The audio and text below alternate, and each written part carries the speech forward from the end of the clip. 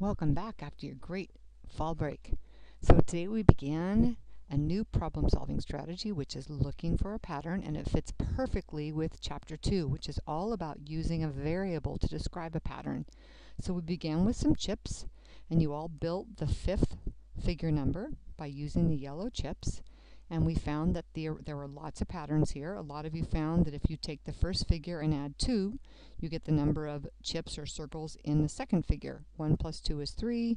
If you take the 3 chips in the second figure and add the figure number 3, you get 6, and 6 and 4 is 10, and 10 and 5 is 15. And then we looked at the reason why that happens. If you look at the fifth figure number, it was a triangle.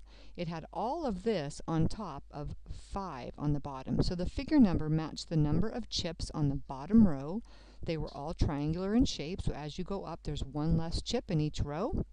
They're called triangular numbers. The sum of all the chips in this triangle are the triangular numbers. And there's all sorts of patterns. Some of you found that you find from one number to the next, you add consecutive numbers. So 1 plus 2 is 3.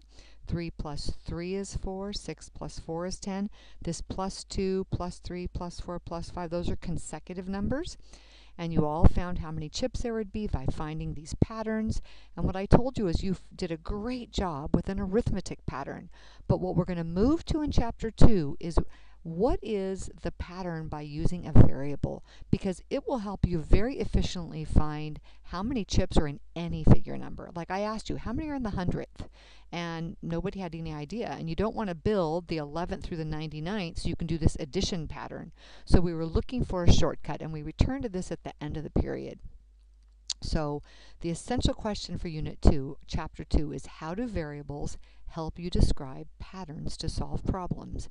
And I say think about this as we work through the chapter, because this is what you're going to answer on your Chapter 2 blog post. And here's a giant hint.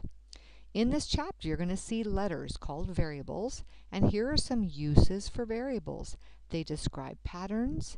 They're used to calculate formulas, like to find the volume of a three-dimensional figure or the area of a two-dimensional surface. They're used to represent unknown quantities, so you can write an equation and solve a problem efficiently. Okay, then we looked a little bit of the history of where variables come from, but the power of using variables is that it helps you see the patterns so you can solve problems efficiently and accurately.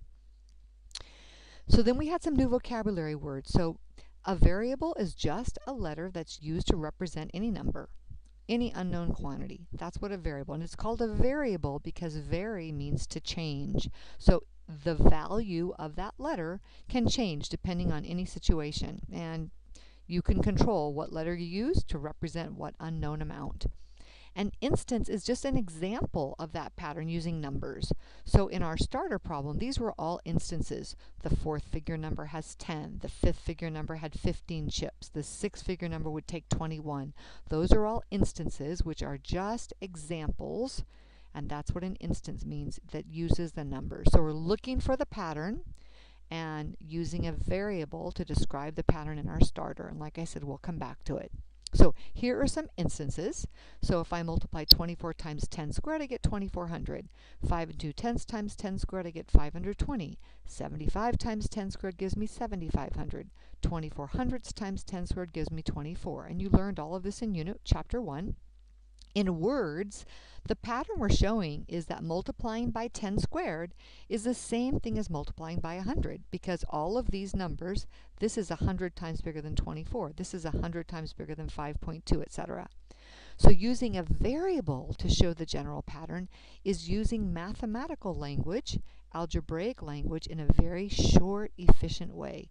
So what we look for here is what's the same in every pattern, and the same in every single instance is that we multiply by 10 squared. So we'll let n represent any number, and any number times 10 squared is the same thing as, is equal to, that same number times 100. And all of you got it. You said, well, that's true because 10 squared is 100. So these are instances.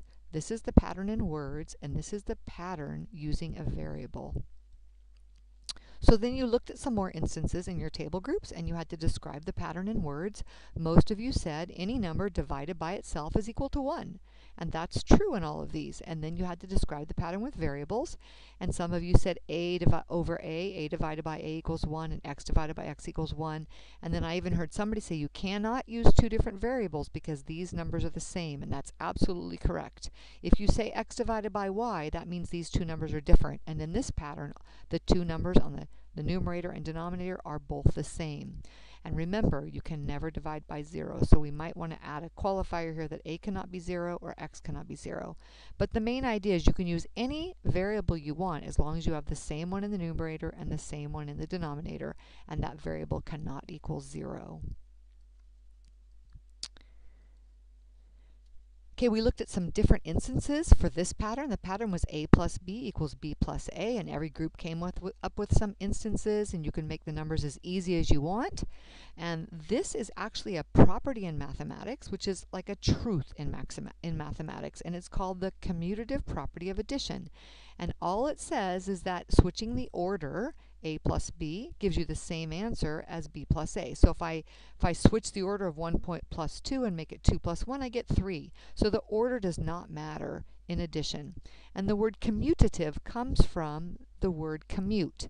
For example, if you live here, home, and you go to work here, and you commute each way, and it's 10 kilometers from home to work, if you go back the same way, it's still 10 kilometers from work to home.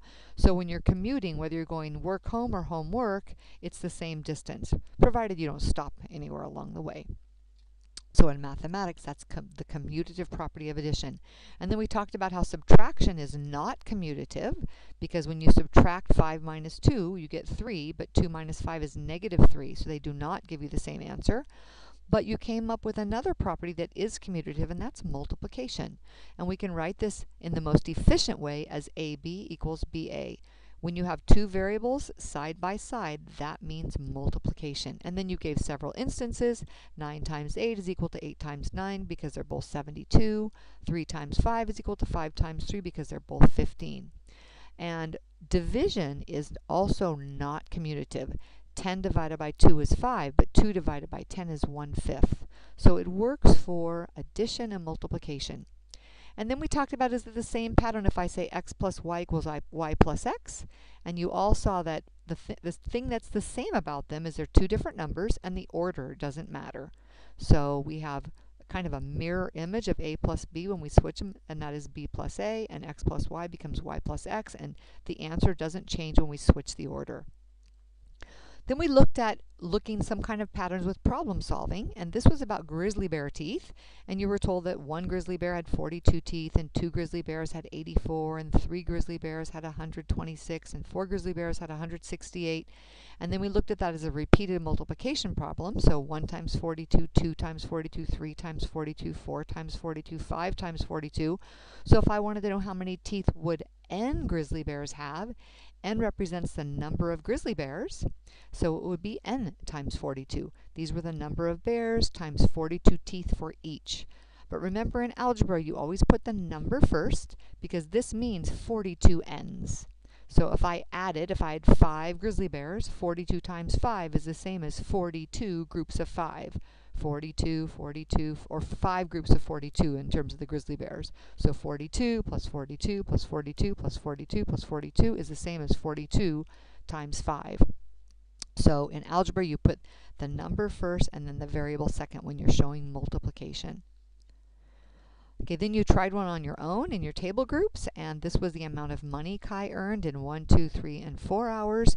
And you all saw that it was a multiplication pattern. So how much money, how many dollars would Kai earn in n hours? It would be $7.25 times n. And that would be the money that he earns in n hours. All right, example 4 in your book on page 72 really looks like this. It looks very confusing, but I really tried to break it down and let you see the pattern in words. The pattern is you take the row number, subtract 1, double that, and add it to 8, because 8 is the beginning number. So we actually work this out with each one of these. For example, in 3, we take 1 less than 3, which is 2. We double 2 and get 4, and 4 and 8 is 12. 1 less than 4 is 3. Double it, you get 6. 6 and 8 is 14. 1 less than 5 is 4. Double it, you get 8. 8 and 8 is 16. 1 less than 10 is 9. Double 9, you get 18, and 18 and 8 is 26. 1 less than 13 is 12. Double it, you get 24. 24 and 8 is 32.